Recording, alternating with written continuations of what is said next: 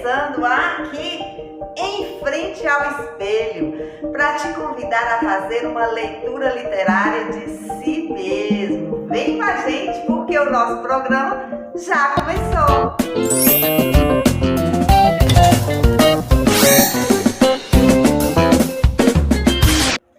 Eu não tinha este rosto de hoje, assim calmo, assim triste, assim magro, nem estes olhos tão vazios, nem o lábio amargo.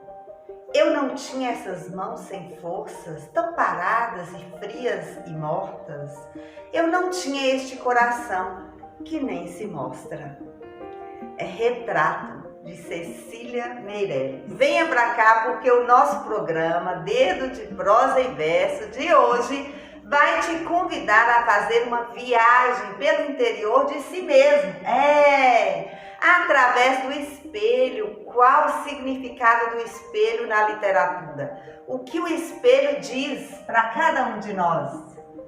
Hoje, o nosso entrevistado é o psicólogo Rubens Lopes, da Secretaria Municipal de Educação. Vem pra cá, Rubens! Espelho, espelho meu, uma leitura literária de si mesmo. Fala pra nós o que é que você achou desse tema instigador, hein? Espelho, espelho meu, uma leitura literária de si mesmo. Que tema marcante, que tema instigante este que está sendo proposto a nós, tá?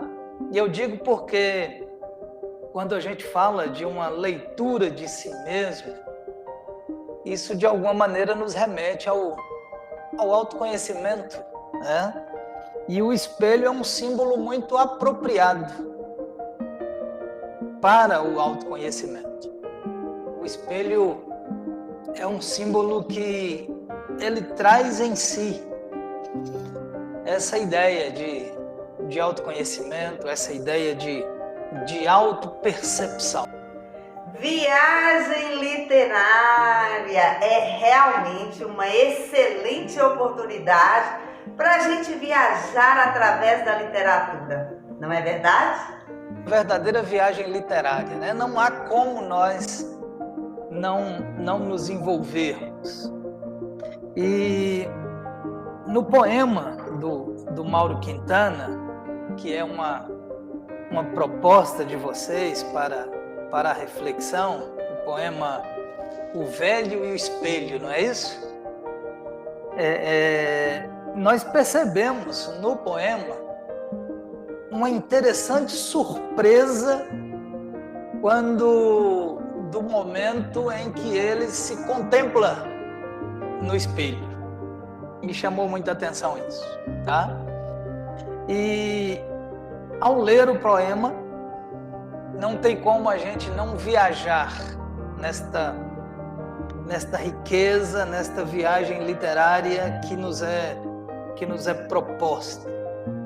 Aí eu fui buscar conhecer esse sujeito, o Mário Quintana, ver algumas fotos, ler alguns escritos dele, e me chamou tanta atenção o poema que vocês estão nos propondo aqui, e ao buscar pelo Mauro Quintana, ao buscar pelos escritos dele, eu me deparei com um elemento da literatura, porque eu fiquei pensando em o que ele estava sentindo, o que ele estava expressando no momento em que ele se surpreende com a sua imagem no espelho. E algo interessante que a literatura nos traz, nos apresenta, e eu acabei descobrindo aqui, certamente vocês já conhecem, porque embora eu seja um amante da leitura, a literatura não é um chão que eu piso constantemente, né? Mas eu me deparei aqui com o que a literatura chama de o eu lírico, né? O que é o eu lírico? não é propriamente um Quintana quem está se contemplando diante do espelho e está surpreso com o que vê.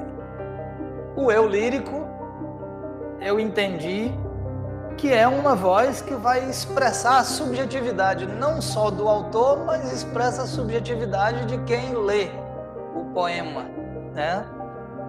E a surpresa está na parte do poema quando ele diz assim: por acaso surpreendo-me no espelho. Quem é esse que me olha e é tão mais velho do que eu? Olha só que coisa interessante. Então, o eu lírico, ele permite que eu me transporte para dentro da leitura. O eu lírico me permite que em instantes eu me torne aquele sujeito que está sendo anunciado ali, que está se contemplando no espelho e está surpreso com o que ele vê. Então esse é o poder que o poeta traz em seus versos. A partir do eu lírico, ele não apenas se coloca naquela situação, mas ele permite com que o leitor também tome posse desse momento e ele se transporte para dentro dos versos e se envolva com toda a emoção, com tudo o que a poesia pode lhe oferecer. E a conclusão que eu cheguei é que vocês são privilegiadas, né? Nós somos privilegiados por ter como parte do nosso trabalho a poesia, né? O encanto da poesia. E indo um pouquinho mais além sobre essa minha descoberta pessoal a respeito do eu lírico, eu cheguei em um outro sujeito também, que é um exímio poeta, que é o Fernando Pessoa. E o Fernando Pessoa tem um poema famoso, intitulado de Autopsicografia. E ele descreve também essa ferramenta, esse poder que tem o poeta, que é representado aqui pelo que nós vamos chamar de o eu lírico. E um verso do poema Autopsicografia de Fernando Pessoa diz mais ou menos assim: o poeta é um fingidor. O poeta é um fingidor. Ele finge tão completamente que chega a fingir que é dor. A dor que deveras sente. Olha só que coisa maravilhosa. Sinceramente, eu fico apaixonado, tá? E eu preciso até me cuidar aqui para eu não demonstrar tão enfaticamente minhas emoções, né? Mas esse é o poder que a poesia traz em si. Ela nos convoca a nos envolvermos com as nossas mais íntimas vivências. Esse é o poder que a poesia tem. Ela nos permite estar como diante de um espelho mesmo. E até em algum momento totalmente despidos, onde nós vamos estar totalmente ligados e até influenciados pelas nossas vivências mais íntimas, tá? E uma dessas vivências que cada vez mais tem nos causado incômodos é a realidade a respeito da velhice e do envelhecer. E eu quero hoje fazer provocações. Provocações? Já estamos bem provocados aqui com Mário Quintana. Lindo poema. Mas vamos lá. o que é que você quer nos propor?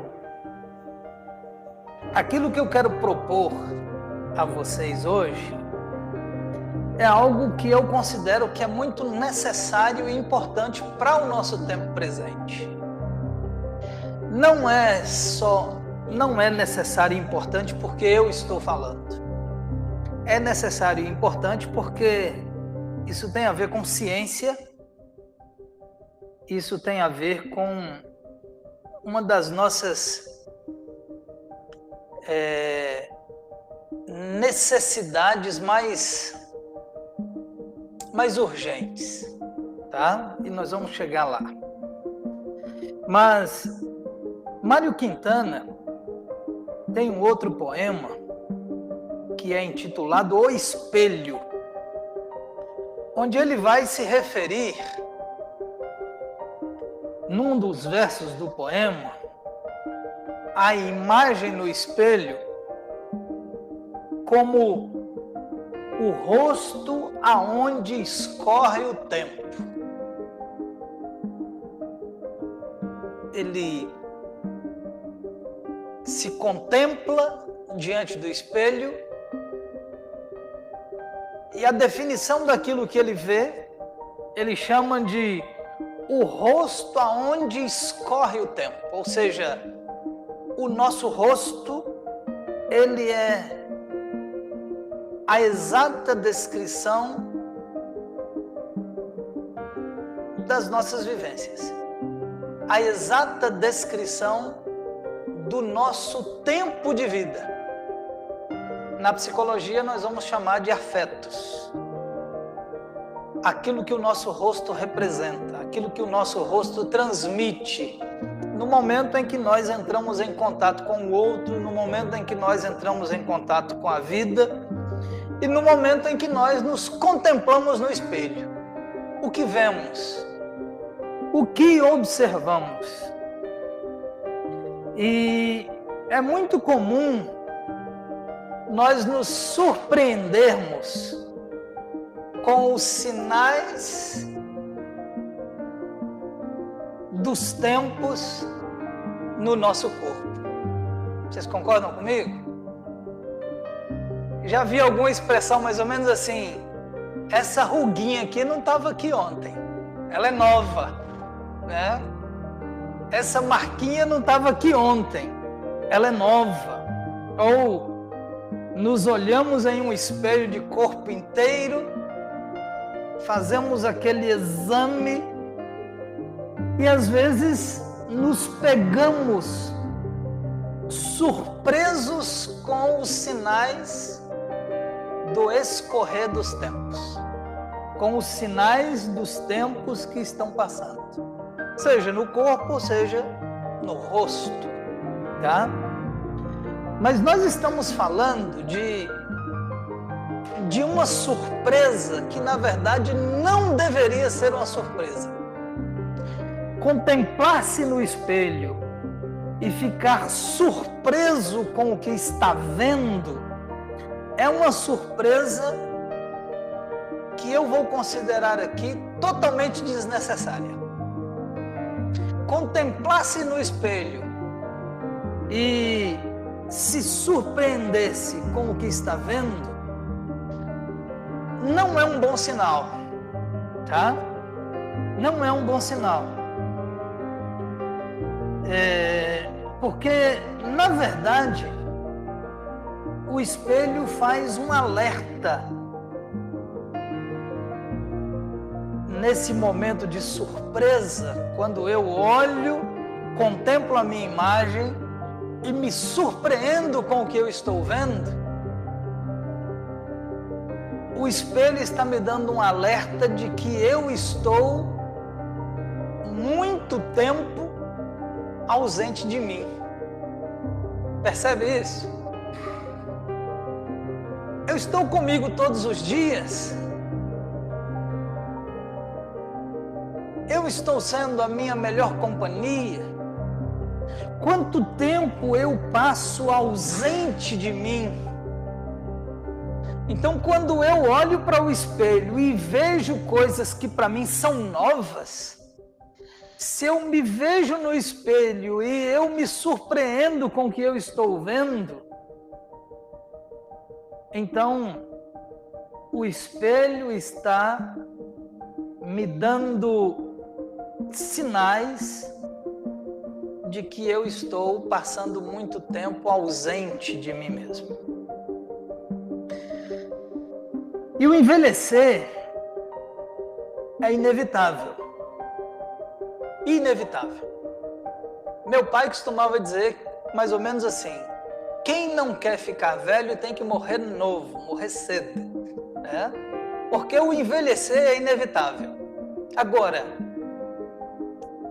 envelhecermos longe de nós é uma crueldade muito grande. Muito grande. Então,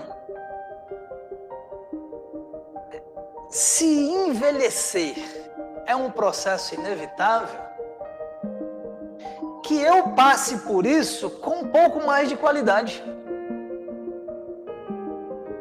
Que eu passe por esse processo, pelo menos me acompanhando de perto, ao invés de me deixar envelhecer sozinho, ao invés de me deixar envelhecer, muitas vezes até a míngua. Então, quando o espelho nos surpreende, quando o espelho nos causa estranheza, ele quer nos alertar, preste bem atenção nisso, por favor. Quando nós somos pegos de surpresa pelo que o espelho fala a nós, ele está querendo nos alertar sobre duas importantes ausências que requerem muito a nossa atenção. Que seria o autoconhecimento e o autocuidado. Se você se contempla no espelho e você é pego de surpresa em algum momento pelo que você vê, o espelho está falando com você que está faltando na sua vida autoconhecimento e autocuidado, que são dois elementos muito, muito importantes. Autoconhecimento, autocuidado.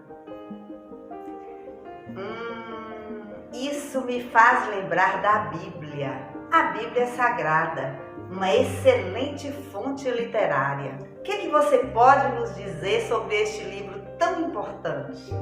E na Bíblia Sagrada, mais precisamente no Novo Testamento, o apóstolo Tiago, ele escreve uma carta e no capítulo 1 da sua carta, o versículo 23, ele diz mais ou menos assim: se alguém for somente ouvinte da palavra e não for um praticante, ele é semelhante a um homem que contempla o seu rosto diante do espelho, se ausenta do espelho e logo em seguida se esquece daquilo que ele viu. Presta atenção nisso. O que ele está querendo dizer? Ser ouvinte e não praticante, ele diz aqui das práticas religiosas, os preceitos, os dogmas, as orientações da religião cristã. Então ele diz mais ou menos assim: se o sujeito escuta, é orientado o tempo todo sobre o que ele precisa praticar em relação à religião que ele professa, ou à fé que ele professa, mas só escuta e não pratica, ele é semelhante a alguém que vai até o espelho para saber como é que está o seu rosto. Ele fala da figura de um homem, ele olha para ver se o cabelo está penteado, ele olha para ver se a barba está bem aparada, e o que ele percebe é que não está, que ele precisa ajeitar o cabelo, que ele precisa parar a barba, mas quando ele se vira e sai, ele esquece do que ele contemplou, ele esquece do que ele viu. Então, se tiver de continuar com o cabelo bagunçado, ele vai continuar. Se tiver de continuar com a barba não aparada, ele também vai continuar, porque ele contempla, mas ele não dá ouvidos ao que o espelho alertou a ele. E quando nós falamos em autoconhecimento e autocuidado, quando nós falamos dessa nossa relação com o espelho, nós estamos falando de que o espelho representa a nossa consciência de si, tá? É exatamente isso. O espelho representa a nossa consciência de si. Nós chamaríamos aqui do nosso presente, certo? Então, eu não posso, ou não é razoável que eu olhe para o espelho com foco no passado. Olhar para o espelho e dizer, como eu era, como eu já fui jovem, como eu já fui lindo, como eu já fui linda, meus cabelos eram assim. Olhar para o espelho com foco no passado não vai te trazer benefícios, não vai te alertar quanto à sua consciência de si. Ou talvez nós olhemos para o espelho com foco no futuro. Como é que eu vou estar quando tiver tantos anos? Como eu estarei quando eu já tiver filhos ou quando já tiver netos? Então a necessidade da consciência de si nos faz pensar sobre, ao estarmos diante do espelho, nós precisamos contemplar o nosso presente. Do que eu estou precisando agora? Do que eu estou precisando nesse exato momento? Então, daí a necessidade da consciência de si, que vai nos remeter ao autocuidado. A presença. Eu não posso mais me deixar envelhecer sozinho. Eu não posso mais me deixar caminhar tanto sem a minha própria companhia. Então, quando é que a minha imagem refletida no espelho não causará em mim uma surpresa? Quando é que a minha imagem contemplada diante do espelho não será um objeto de espanto? Somente quando eu me voltar ao autocuidado. Quando eu não me mantiver mais tão ausente de mim mesmo. Aí, a imagem que eu contemplar no espelho, ela não me causará mais surpresa. Quem é este que está olhando para mim que parece-me tão mais velho do que eu? Isso é uma surpresa. Ou seja, parece que já tem muito tempo que eu não me faço uma visita. Parece-me que já tem muito tempo que eu não me encontro comigo mesmo. A ponto de olhar-me no espelho e não reconhecer que aquele ali sou eu. Então, nós falamos tudo isso para chegarmos a esse ponto sobre o autocuidado, tá? E a minha intenção aqui é de provocar mesmo em nós o comportamento de investimento no autocuidado. E eu não vou trazer aqui conceitos, tá? Apesar de que há um universo de escritos sobre o autocuidado, mas a minha intenção aqui é de trazer algumas dicas. Dicas que estão diretamente ligadas às vivências do consultório de psicologia. E saibam vocês que as pessoas procuram o consultório de psicologia por não saberem lidar com as transformações que estão experimentando,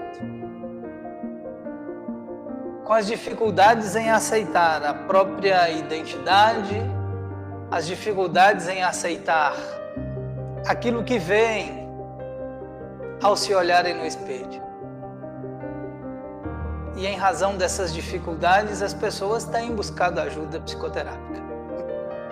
Então, o que eu quero trazer para vocês aqui são situações que envolvem as vivências no consultório de psicologia, certo?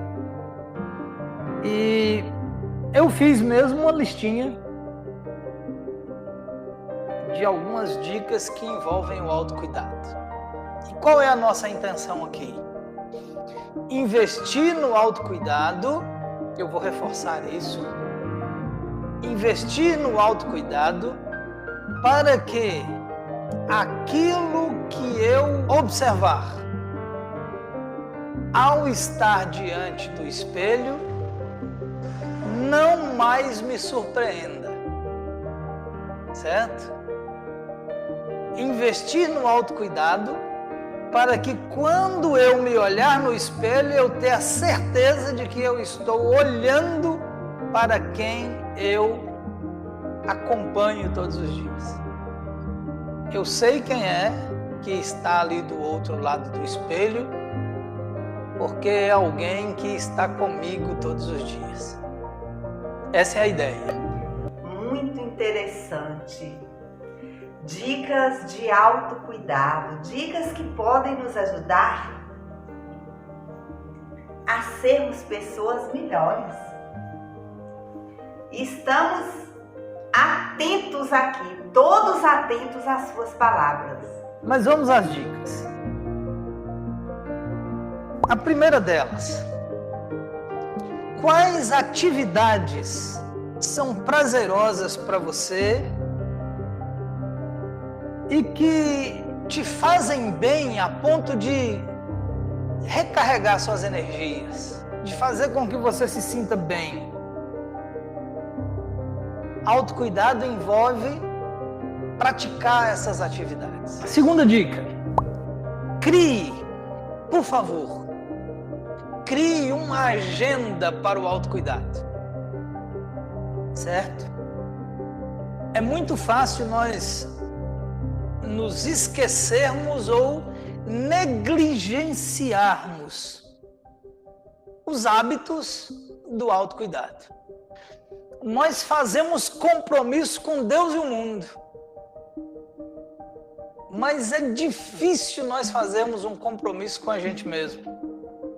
Então, faça um compromisso com você mesmo. Coloque na agenda.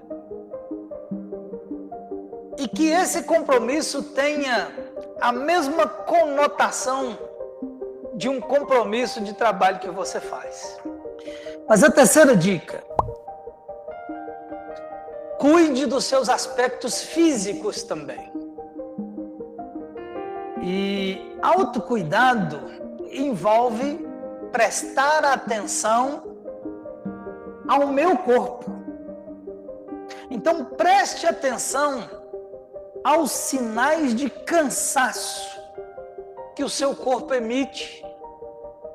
Às vezes o corpo está gritando e nós calamos a boca dele porque nós queremos ir um pouquinho mais longe, porque nós queremos assumir outras tarefas, porque nós queremos esforçarmos mais um pouquinho. O corpo está gritando e nós tapamos nossos ouvidos para não ouvir a voz do corpo, porque a gente quer estender um pouco mais. Quarta dica. Saiba quando dizer não. E a gente precisa aprender a dizer não, tá? Mas veja, preste atenção, por favor. Não é apenas aprender a dizer não, tá? A proposta de autocuidado aqui é aprenda quando dizer não. Outra dica, se observe e se reavalie. Faça uma avaliação de si mesmo, mas faça isso regularmente. Essa dica aqui, eu vou pedir a você que, por favor, não abra mão dela. Procure se cercar de pessoas que te fazem bem e de pessoas que te querem bem. Porque, para mim, o autocuidado vem em primeiro plano. Porque, para mim, o autocuidado vem em primeiro lugar. E é claro que a gente não está sugerindo aqui que, em nome do autocuidado, nós não vamos trabalhar mais, que, em nome do autocuidado, nós não vamos mais ter uma vida social, absolutamente, tá? Mas que, em se tratando do tempo que é seu, para você se dedicar a você, que este tempo não seja negociável, tá? Você não irá abrir mão dele tão facilmente, ok? São essas as dicas, são essas as orientações, aquilo que eu me propus compartilhar com vocês. A ideia do espelho, para mim, é fascinante. E eu estou convencido de que eu preciso não me surpreender tantas vezes com o que eu vejo no espelho. O espelho precisa deixar de ser uma surpresa para mim quando eu me contemplo diante dele. Eu preciso estar mais presente em mim. Eu tenho andado muito ausente. Então essa é a reflexão que eu faço e eu espero que da mesma maneira vocês também possam pensar. Gratidão, Rubens! Gratidão pela parceria de sempre! Obrigada mais uma vez por estar presente com o projeto Montes Claros na trilha da leitura e mais esta empreitada, uma empreitada em favor da literatura, em favor do gosto de ler, o autoconhecimento. Espelho, espelho meu, uma leitura literária de si mesmo.